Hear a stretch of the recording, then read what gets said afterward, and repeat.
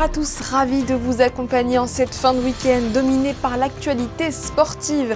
Nous ouvrirons ce journal avec le Monaco Run. Il s'est terminé à la mi-journée avec la course tant attendue du 10 km. En marge de l'événement, la marche Pink Ribbon dédiée à la lutte contre le cancer du sein a réuni des centaines de personnes. Nous y étions.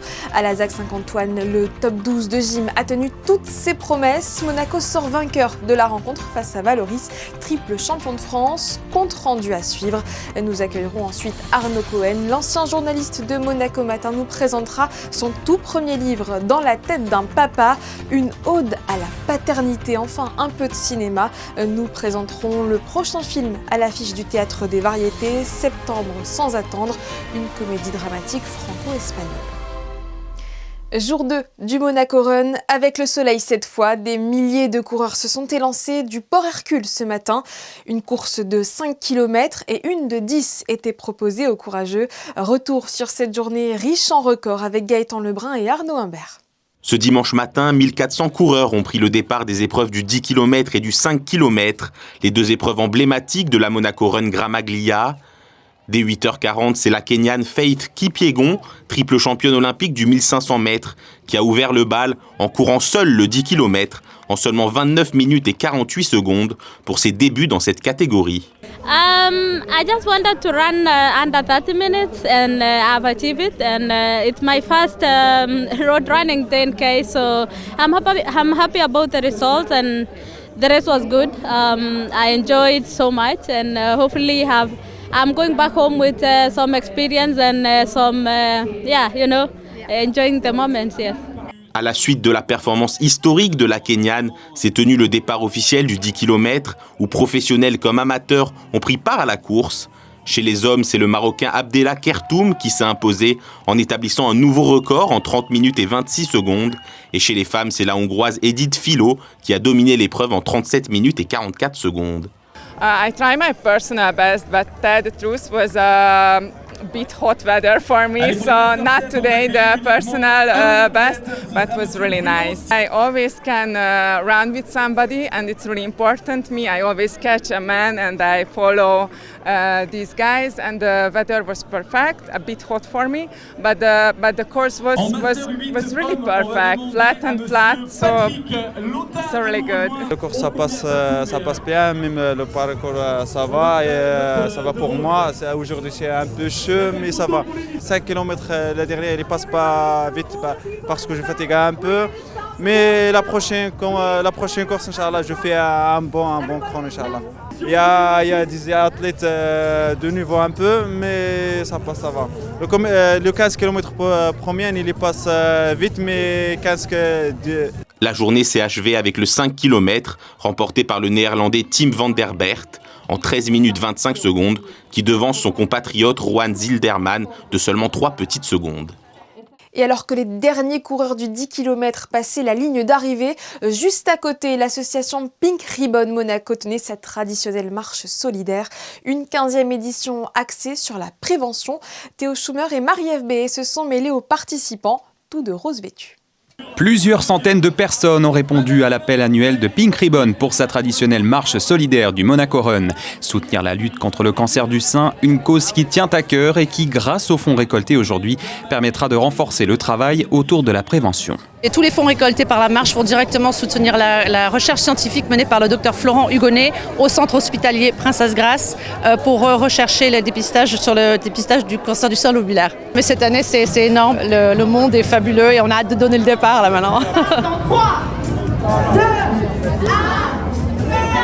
La marche s'était lancée à 10h passées sur le quai Albert Ier. Sous un grand soleil, les participants, pour la plupart munis de leur t-shirt rose, ont pris la direction du Rocher en passant par la Porte Neuve, le musée océanographique, les jardins Saint-Martin ou encore la place du Palais. C'est un tour de 5 km qui était prévu jusqu'au casino de Monte-Carlo avant de redescendre au port. En tête de cortège, on retrouve des personnalités monégasques de premier plan venues elles aussi témoigner leur soutien à l'association. La santé des femmes, c'est un sujet important, c'est un sujet qu'on traite au niveau du comité des droits des femmes. Puis c'est important de soutenir la lutte et la prévention par rapport au cancer du sein. Et Pink Ribbon est une des associations qui fait partie du comité des droits des femmes. Donc c'était tout naturel d'être là ce matin. Cette marche aura une nouvelle fois montré que des causes importantes bénéficient toujours de visibilité et de soutien, même si le combat contre le cancer du sein est loin d'être terminé. Et toutes les initiatives sont les bienvenues. En plus de sa contribution au CHPG, Pink Ribbon annonce la sortie ce mois-ci d'une newsletter mensuelle sur le bien-être comme moyen de prévention. En gymnastique, l'Étoile de Monaco a brillé hier à l'espace Saint-Antoine à l'occasion de la deuxième journée de championnat de France. Face à l'ASBG, Valoris Golfe-Juan, les Monégasques se sont imposés de justesse. Le résumé de cette rencontre a coupé le souffle et signé Gaëtan Lebrun et Sylvain Péroumal. Les Monégasques se sont imposés d'un tout petit point, 50-49, au terme d'une rencontre au suspense total. Malgré un début difficile au sol, les Monégasques ont su réagir avec caractère. Plus solides au cheval d'arçon, aux anneaux, au saut de cheval, aux barres parallèles et à la barre fixe, ils ont quasiment réalisé un sans faute sur 5 des 6 agrès et s'imposent avec la manière face à un adversaire de renom. C'est une rencontre qui s'est vraiment jouée dans la tête en fait. C'était les nerfs, on sait que c'est une rencontre qui est très longue, il y a 6 agrès, il y a 4 duels par agrès. Donc moi quand on perd les 4 premiers duels au sol, j'ai dit les gars c'est pas grave, il y a le temps de se refaire. Et puis on sait que les compétitions de début de saison, souvent il peut y avoir des craquages comme ils ont pu le faire. Et voilà, donc du coup on s'est dit on reste focus, on fait ce qu'on sait faire et on le fait le mieux possible. Et si ça nous sourit, tant mieux. Et aujourd'hui, ça nous a souri. Avec ce succès, l'Étoile de Monaco peut rêver encore plus haut pour cette saison 2026. Les ambitions de base, c'était juste le maintien. Maintenant, en gagnant les 2 premiers matchs, peut-être qu'une bonne surprise nous arrivera dans 2 semaines. Le sort n'est plus entre nos mains. Donc on regardera la confrontation entre les 2 équipes de la poule dans 2 semaines avec impatience et on verra ce qui se passera. Avec cette victoire, Monaco continue de faire la course en tête dans la poule 1 avant le dernier match de la poule le 28 février. Vous avez déjà sans doute lu ces papiers dans Monaco Matin. Arnaud Cohen, ancien journaliste du quotidien monégasque et rédacteur en chef de l'Union de Reims, a sorti sa plume non pas pour rédiger un article, mais pour écrire un livre sur la paternité. Intitulé « Dans la tête d'un papa », cet ouvrage est en fait une déclaration d'amour à sa fille. Écoutons-le, il est interrogé par Théo Schumer. Bonsoir. Merci d'être avec nous. Ravi de vous revoir à Monaco, qui a été votre lieu de travail pendant un moment, vous qui avez été journaliste pour nos confrères de Monaco Matin. Mais ce n'est pas pour votre métier que vous êtes sur notre antenne ce soir, mais pour votre premier livre que vous venez de publier. Il s'appelle « Dans la tête d'un papa, les aventures quotidiennes d'un père fou de sa fille ». Racontez-nous d'où part cette folle histoire.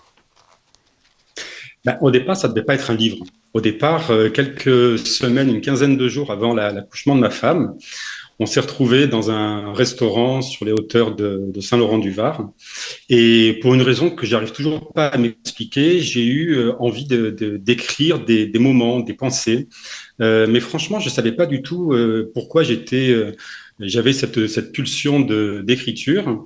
Et pendant ce repas, pendant lequel j'ai totalement négligé ma femme, j'ai ouvert un compte Twitter en plus du mien, mon compte professionnel. J'ai ouvert un compte Twitter totalement personnel que j'ai appelé Lisa 2014, Baby Story 2014, et j'ai publié un premier tweet qui était une pensée assez rigolote à ce moment-là. C'était de me dire quand est-ce que ce bébé va arriver, parce qu'on arrivait pas très loin du terme, mais que ça commençait un petit peu à traîner. Donc je fais un premier tweet sur mon impatience. Et puis, dans les 3-4 jours qui ont suivi, j'ai commencé à prendre goût à ces tweets dans lesquels je partageais avec un auditorat qui était très, très, très restreint. C'était les amis et la famille. Je l'avais fermé, ce compte Twitter, il n'était pas ouvert.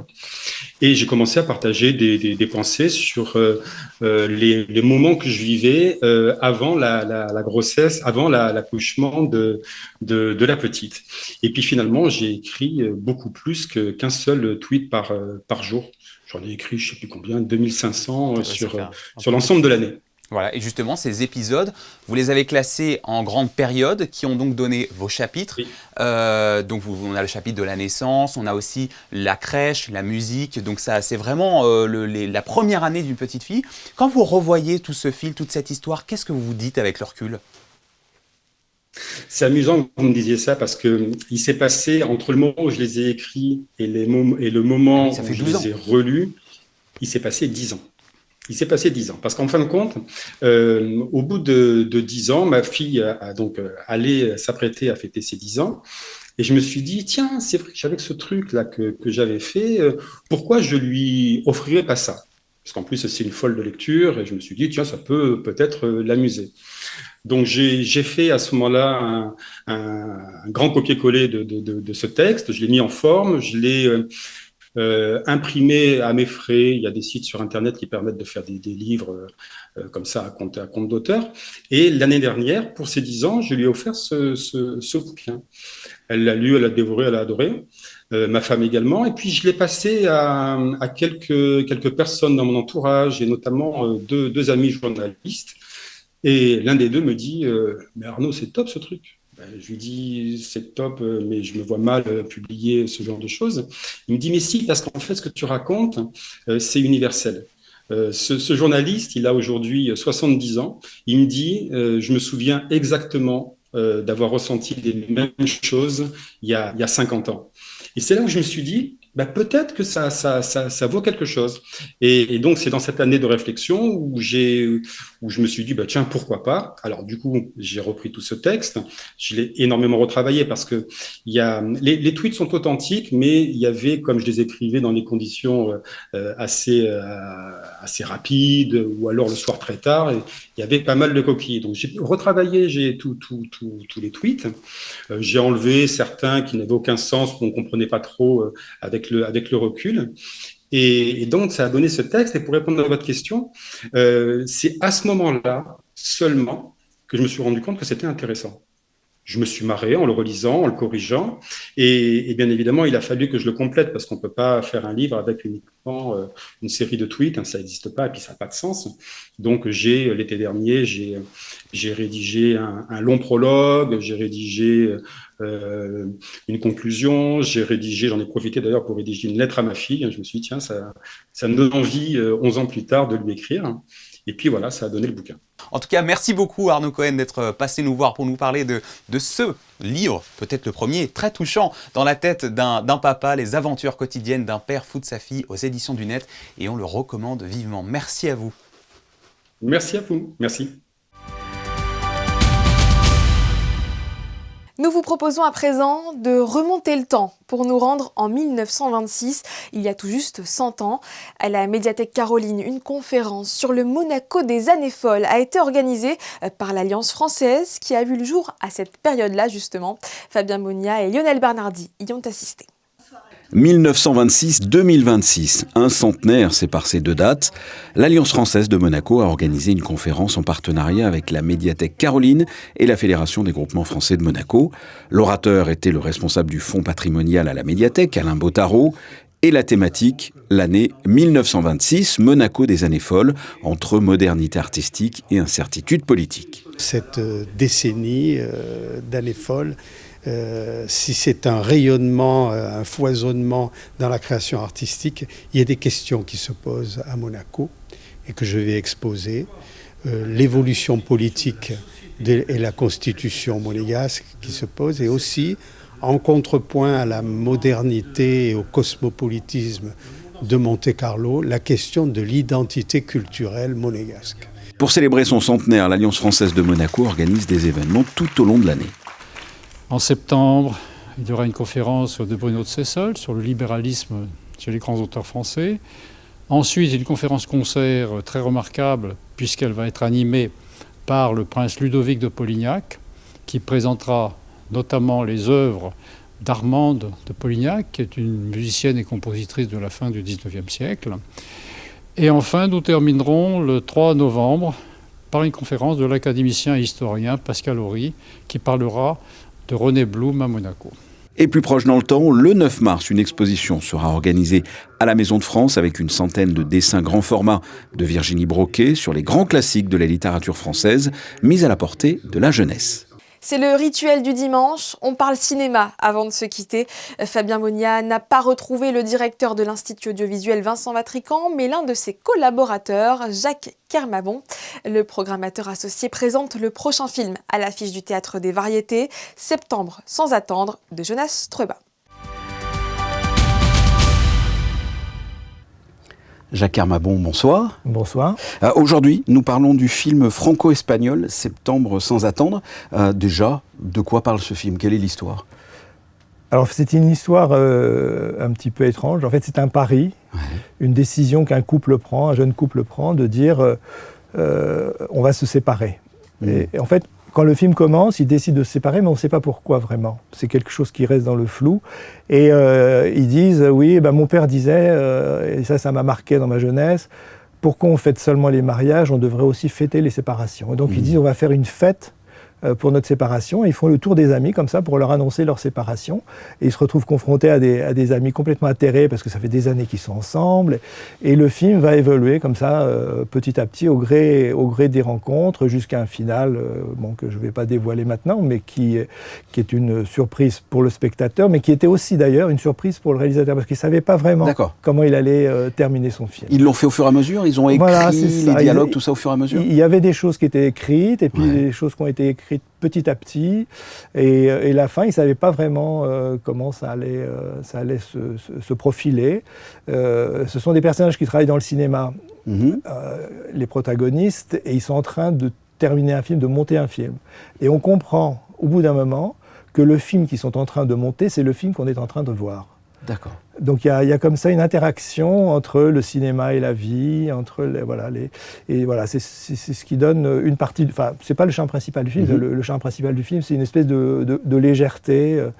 Trueba a l'art comme ça de capter des moments de vie où les acteurs sont extrêmement séduisants dans leur fragilité, dans leurs élans. Et ça, c'est assez beau. Mais c'est une comédie dramatique. C'est une comédie ou c'est un drama finalement? Est-ce que c'est drôle? Est-ce que ça fait pleurer? Alors, c'est un film qui est en contrepoint avec notre programmation autour des comédies américaines, qui sont des comédies de remariage. C'est-à-dire que on en a longuement parlé avec Vincent, effectivement, il y a quelques temps. Et ce film, en fait, est une référence aux comédies de remariage. C'est une comédie, donc, avec l'envie de revisiter ce genre qui avait été repéré par un philosophe qui s'appelle Stanley Cavell, qui est d'ailleurs cité dans le film. Son père lui dit, tiens, tu devrais lire ça. Ce philosophe, il a beaucoup parlé des comédies de remariage, et Jonas Trueba est un cinéphile, donc il connaît tout ça. Donc il avait envie de reprendre ce motif avec des protagonistes aujourd'hui et des situations d'aujourd'hui contemporaines. Une comédie de remariage qui était très à la mode à l'époque, mais contemporaine. Tout à fait. Les acteurs sont aussi partie prenante, c'est-à-dire que l'actrice est la femme du réalisateur, mais elle est scénariste, le comédien qui est avec elle est scénariste aussi. Ils ont, quand on parlait de faire évoluer le film, ils sont partie prenante dans le film aussi. Oui, exactement. Comme ils ont en partie écrit le film au fur et à mesure, pas complètement, mais ils ont, écrit les dialogues. Donc ils sont co-auteur du film, co-auteur et scénariste, oui, complètement. C'est un travail comme ça, collectif, avec il y a des acteurs sa femme, elle joue dans presque tous ses films, le comédien aussi qui joue avec elle est quelqu'un qui a joué aussi dans ses autres films, donc c'est un travail comme ça à plusieurs mains, en quelque sorte. Dernière question, ce film, Septembre sans attendre, pourquoi il faut aller le voir? Pour découvrir un cinéaste important, et après avoir envie de voir les autres. C'est un film qui vous a plu en tout cas. Ah oui, moi c'est un film que j'aime beaucoup. Enfin, pour moi, c'était une des plus belles révélations de ces dernières années, Jonas Trueba. À ce point. Ouais. À ce point. Oui, vraiment. Oui, c'était une des plus beaux. Parce que le cinéma existe depuis longtemps, donc des fois on se prend à douter de rencontrer un cinéaste qui compte à la hauteur des autres. Et là, petite révélation. J'ai le sentiment que c'est quelqu'un qui compte et qui va encore compter beaucoup plus dans les années qui suivent. Eh bien, allons voir Septembre sans attendre. Merci Jacques. Merci à vous. Nos separamos, ¿sabes? Sí, pero estamos bien. ¿Estamos bien? Estamos bien. Sí, estamos bien, es una decisión de los dos. No, te lo digo porque no es fácil, ¿no? Es tuyo. No es tuyo. No es tuyo. ¿No estás feliz? No. Tú estás feliz. Sí.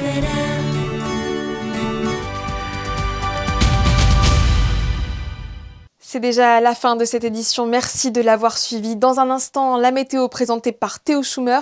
Demain, c'est Patricia Navarro qui prendra les commandes de votre 19h. Et puis, nous vous proposons ce lundi de découvrir ou redécouvrir le podcast de Valentin Vachereau. Nous l'avons appris il y a quelques jours. Avec ses coéquipiers, le tennisman monégasque affrontera la Finlande en Coupe Davis après avoir créé l'exploit au Kazakhstan. Au micro de Geneviève Berthy, il était revenu sur son triomphe au dernier Masters 1000 de Shanghai. Excellente soirée avec nous et bonne semaine.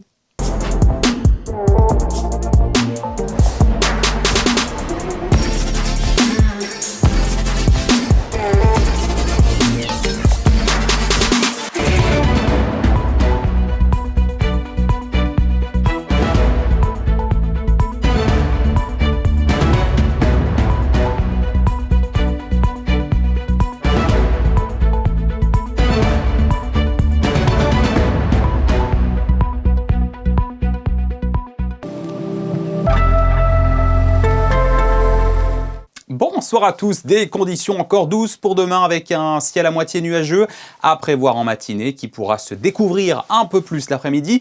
En revanche, notez qu'on aura beaucoup de vent au programme, ça a commencé aujourd'hui et ça va s'intensifier demain avec, nous allons le voir, des rafales jusqu'à 70 km/h. Attention si vous allez du côté des côtes. Pour les températures, il faudra compter 9 degrés en matinée et jusqu'à 17 l'après-midi. Ce lundi 16 février, nous fêterons les Juliennes. Excellente soirée avec nous et belle semaine à Monaco.